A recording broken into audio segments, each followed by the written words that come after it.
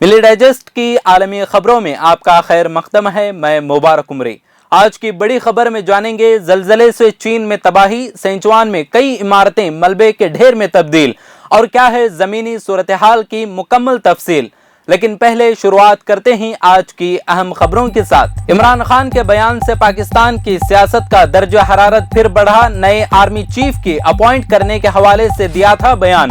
ISPR ने बयान को अफसोसनाक करार दिया, जबकि जनरल गुलाम मुस्तफा के मुताबिक सियासतदानों को चाहिए कि वो फौज को सियासत से दूर रखें और फौज को सियासी मामलात में न घसीटें। अफगानिस्तान के दारुल हुकूमत काबुल में रूसी सिफारत खाने के बाहर ह्यूमन बम हमला। कल होने वाले इस खुदकुश हमले में रूसी सिफारती अमले के 2 अरकान भी हलाक। मजमूई तौर पर इस बम धमाके में एक शहरी समेत 4 अफराद मारे गए। अल जजीरा की सहाफी शिरीन अबू आकिला की हलाकत जानबूझकर इजरायली फौजी की गोली से हुई। इजराइल ने आखिरकार तस्लीम कर लिया कि इस बात का ज्यादा इम्कान है कि अबू आकिला इसके किसी फौजी के हाथों मारी गयी। साथ ही कहा कि वो फायरिंग हादसाती थी और सहाफी की हलाकत के लिए किसी को सजा नहीं दी जाएगी। लिस्ट्रेस बन गई हैं बरतानिया की नई वजीर आजम, जिन्होंने 57% वोट हासिल करके अपने अपोनेंट उम्मीदवार ऋषि सुनक को दे दी शिकस्त। 47 बरस की खारिजा सेक्रेटरी ने साबिक चांसलर और वजीर खजाना ऋषि सुनक को बरसरे इख्तिदार कंजर्वेटिव पार्टी के अरकान पार्लियामान की वोटिंग के 5वें दौर में पीछे छोड़ दिया। रूस के सदर व्लादिमीर पुतिन ने एक नई खारिजा पॉलिसी को दे दी मंजूरी। पॉलिसी में एक रूसी दुनिया के क़याम पर दिया जोर। रशियन वर्ल्ड के नाम से इस पॉलिसी में भारत और चीन को खुसूसी मकाम, जबकि मिडल ईस्ट, अमेरिका और अफ्रीका से ताल्लुकात मजीद मुस्तहकम करने पर भी जोर। जर्मनी में बढ़ती महंगाई गरीब अवाम के लिए तशवीशनाक। आलमी सतह पर बढ़ती कीमतें तमाम ममालिक की तरह जर्मनी के लिए भी मसला बनी। इस यूरोपीय मुल्क में महंगाई की शरह इस वक्त 7.9% तक पहुंची।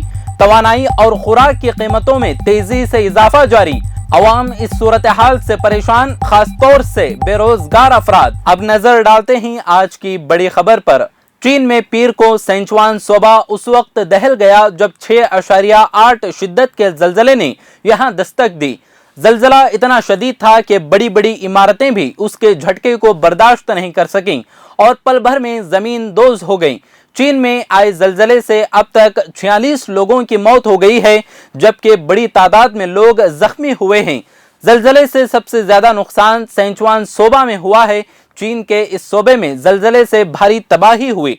जलजले के झटके इतने जोरदार थे कि सब कुछ तहस नहस हो गया है। यहाँ कई इमारतें मलबे के ढेर में तब्दील हो गईं, जबकि जलजले का मरकज लोडिंग काउंटी बताया जा रहा है। हर तरफ तबाही और बर्बादी का मंजर नजर आ रहा है।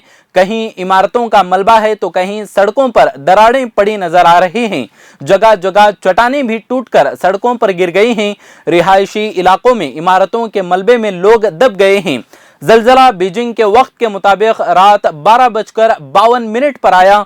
जगह जगह इमारतें मुनहदिम हो गईं, जबकि बिजली के खंभे टूट गए, जिससे हजारों घरों में बिजली की फराहमी भी कट गई है।